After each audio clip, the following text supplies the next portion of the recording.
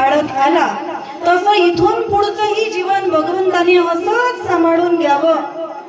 एवढीच त्याची, एवढीच त्या पांडुरंगा चरणी, एवढीच बाळूमामा चरणी प्रार्थना आहे. कारण योगक्षेम वहाम्यहम जो आपण म्हणतो ना, भगवत भक्तीचा आपल्या जीवनात आपल्याला जो योग प्राप्त झाला हा योग आहे, पण तो शेवटच्या श्वासापर्यंत टिकवणं हा क्षेम आहे आणि तो आपल्या हातात नसतो, तो भगवान परमात्म्याच्या हातात असतो. म्हणून त्याला सांगावं की शरीरात प्राण आहे तोपर्यंत तुझं नामस्मरण या देहाकडून असंच घडावं. म्हणून वैष्णवा संगती सुख वाटे जेव्हा आणि कमी देवा काही नेणे, गाये नाचे उडे आपुलिया छंदे मनाच्या आनंदी आवडीने, लाज भय शंका दुराविला मान न कडे साधना या परते, गाये नाचे उडे आपुलिया छंदे मनाच्या आनंदी आवडीने, तुका म्हणे आता आपुल्या सायाचे आम्हा जगदीशे सांभाळावे, गाये नाचे उडे आपुलिया छंदे मनाच्या आनंदी आवडीने. आज अल्पमतीप्रमाणे अल्पबुद्धीप्रमाणे या ठिकाणी बाळूमामांच्या चरणी आजच्या कीर्तनाच्या सेवेचा योग महत्भाग्याने महान पर्वावर आषाढी एकादशी आहे. एकादशी माणसाने केली पाहिजे, कारण शास्त्राने वैष्णवाला 5 पर्व सांगितलेले आहे आणि त्यामध्ये सर्वात उत्तमातलं उत्तम पर्व आहे महाशिवरात्री आणि त्यामध्ये 24 एकादशा सुद्धा सांगितलेल्या आहे. आणि या 24 एकादशा 5 पर्व विशेष भागवत धर्मी नृसिंह जयंती, रामनवमी, वामन जयंती, जन्माष्टमी, उत्तमोत्तमी, शिवरात्र हे 5 पर्व 24 एकादशा याचं नियमाने पालन जो कोणी करतो त्याला विष्णू व्रताचं अवलंबन जो करतो त्याला वैष्णव म्हणतात. असं वैष्णव आपल्याला व्हायचंय महाराज.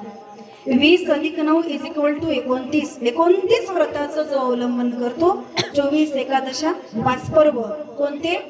नृसिंह जयंती, रामनवमी, वामन जयंती, जन्माष्टमी आणि शिवरात्र याचं अवलोकन जो करतो त्याला वैष्णव या ठिकाणी म्हणतात.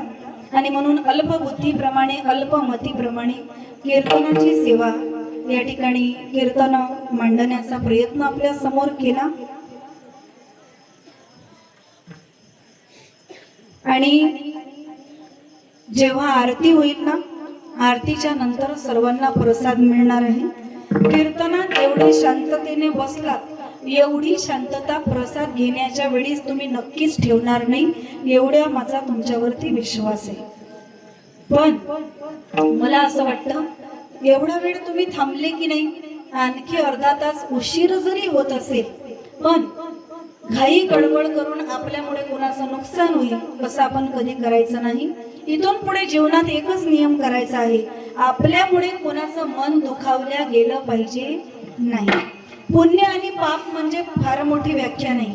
आपल्यामुळे जर एखाद्याच्या डोळ्यात पाणी येत असेल तर ते सगळ्यात मोठं पाप आहे, आणि आपल्यामुळे जर एखाद्याच्या ओठावर हसू येत असेल तर त्याच्यासारखं मोठं पुण्य नाही महाराज.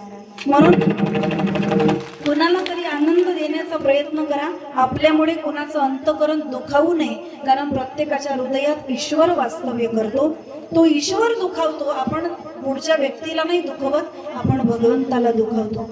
हा जीव या ठिकाणी बसलेला आहे, जनावराचं स्वरूप प्राप्त झालं, पण काहीतरी याचं पण पूर्वजन्मीचं पुण्य आहे, म्हणून हा 2 तासापासून या ठिकाणी बसलेला आहे. पुण्याशिवाय काही होत नाही महाराज. एवढे लोक, लहान लहान लेकरं घेऊन तुम्ही समोर बसलात, काहीतरी तुमचं अनंत जन्माचं पुण्य आहे. म्हणूनच बाळूमामाच्या या सोहळ्यामध्ये दिव्य आनंद आपल्या सर्वांना या ठिकाणी घेता येतोय. मला या ठिकाणी हरिभक्तीपरायण आमचे यशवंतजी सुरनार बाबा यांच्या माध्यमातून या ठिकाणी येण्याची संधी उपलब्ध झाली. अगदी मनापासून मी त्यांचे आभार मानते, कारण त्यांच्यामुळे हा दिव्य सोहळा मला पण बघायला मिळाला. आज पंढरपुरात मला जाता आलं नाही, पण इथेच मी पंढरपुराची अनुभूती नक्की घेतली. पंढरपूर आहे हे माझ्यासाठी आज पंढरपुरापेक्षा कमी नाही. मी पंढरपुरात गेले असते, फिरले असते, काही विकत घेतलं असतं, दुरून दुरून दिंड्या पाहिल्या असत्या, पण आज माझ्या समोर एवढा समाज बसलेला आहे, त्यांच्याकडून मला नामस्मरण करून घेता आलं नसतं. म्हणून आज हे पंढरपुरापेक्षा मोठं माझ्यासाठी आहे. म्हणून सुरनार बाबांसाठी एकदा जोरदार टाळी. त्याच पद्धतीने माझ्यासोबत आमच्या हरिभक्तीपरायण रमाताई ठाकरे गायनाचार्य या ठिकाणी आलेले आहेत. सुंदर गायन त्या या ठिकाणी करतात. एकदा त्यांच्याही जोरदार टाळी. त्याचप्रमाणे आमचे हरिभक्तीपरायण मंगेश महाराज सुद्धा मृदुंगाचार्य या ठिकाणी आहेत, ते सुद्धा आलेत. त्यांच्याही जोरदार टाळी. तुमचं नाव काय महाराज? हरिभक्तीपरायण लखन महाराज, त्यांच्याही एकदा जोरदार टाळी होऊया. त्यांनी सुद्धा अतिशय सुंदर सेवा या ठिकाणी दिली. गायनाचार्य बाबा, तुमचं नाव काय?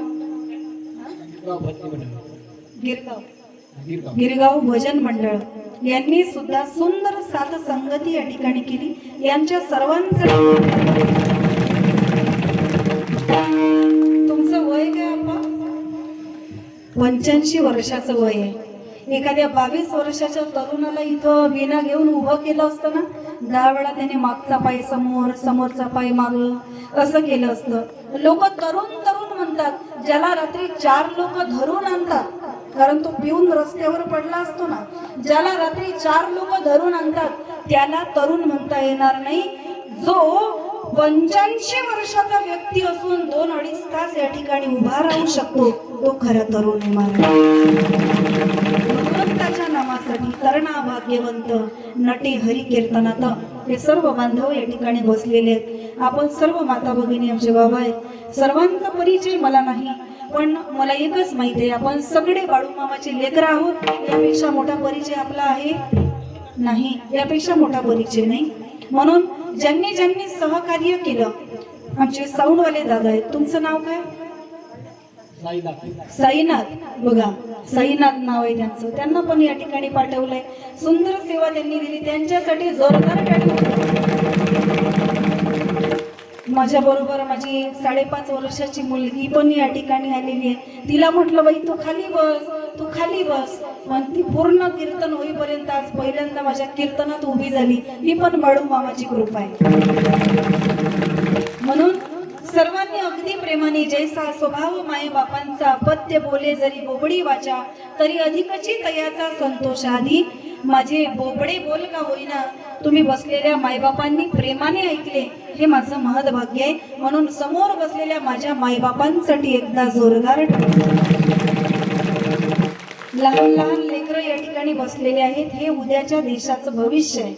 यांना आज जरी कथा कीर्तनातलं काही कळत नसेल, पण यांना घेऊन बसा.